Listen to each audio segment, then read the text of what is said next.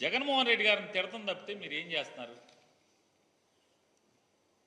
ఇసుక అయిపోయింది కదా, ఉచిత ఇసుక కొండెక్కింది కదా, కొండెక్కేసింది.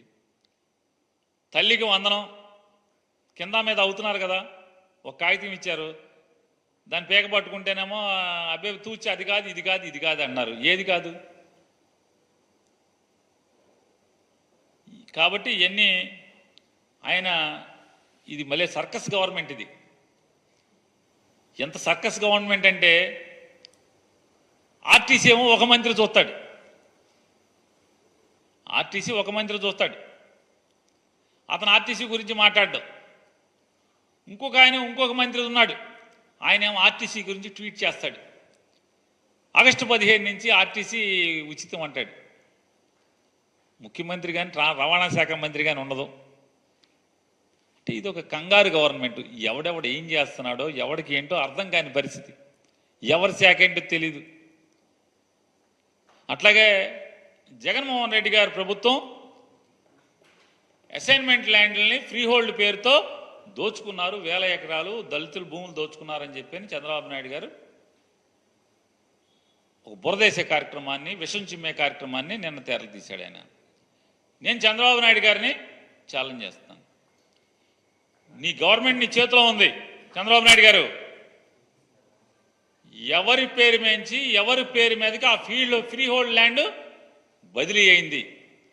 ఏ వైఎస్ఆర్ కాంగ్రెస్ పార్టీ ఎమ్మెల్యే, ఏ వైఎస్ఆర్ కాంగ్రెస్ పార్టీ మంత్రి, ఏ వైఎస్ఆర్ కాంగ్రెస్ పార్టీ నాయకుడు దళితుల భూముల్ని ఫ్రీ హోల్డ్ చేశాక బదలాయింపు చేసుకున్నాడో చేయి, రుజువు చేయి.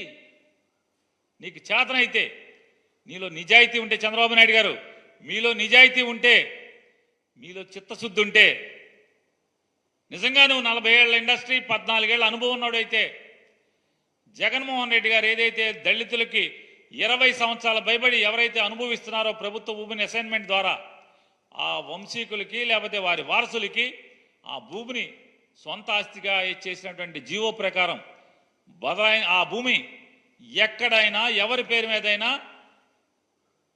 వైఎస్ఆర్ కాంగ్రెస్ పార్టీ ఎమ్మెల్యే పేరు మీద కానీ మంత్రి పేరు మీద కానీ బదలాయింపు, జగన్మోహన్ రెడ్డి గారి పేరు మీద కానీ వాళ్ళ కుటుంబ సభ్యుల పేరు మీద కానీ బదలాయింపు అయిందా? చూపించు. ప్రభుత్వం మీదే కదా, మీ చేతిలో ఉంది కదా.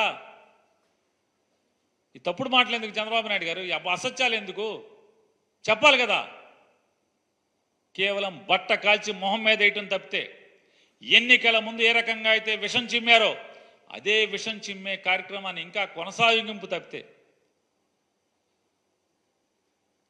ఎస్, మీలో కలేజా ఉంటే, మీలో సత్తా ఉంటే, మీలో అనుభవం ఉందని చెప్పని మీరు ఏదో అనుకుంటున్నారు కదా.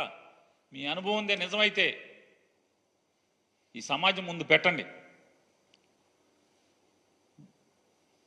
జగన్మోహన్ రెడ్డి గారి ప్రభుత్వం ఏ దళితుల భూమి, ఏ ఎమ్మెల్యే, ఏ మంత్రి బదలాయించుకున్నాడో పెట్టాలి కదా. స్టాంప్స్ అండ్ రిజిస్ట్రేషన్ నీ దగ్గరే ఉంది కదా, నీ ప్రభుత్వమే కదా.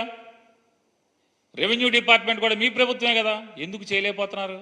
ఊరికే భూములు దోచుకున్నారు ఎందుకు మాట్లాడుతున్నారు? ఆధారాలతో సహా కదా మీరు చెప్పాల్సింది. ఎందుకు చెప్పలేకపోతున్నారు? ఏం చేయాలో అర్థం కాదు, అలవ కాని హామీలు. ఇదే మరి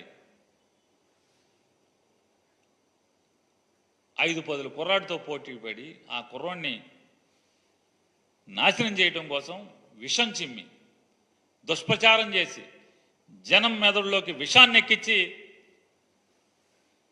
జనాల్ని లోబర్చుకోవటం కోసం అధికారాన్ని ఏదో రకంగా సంపాదించడమే, పొందటమే దిక్కుమాలిన మార్గంగా మీరు ఎంచుకుని ఈ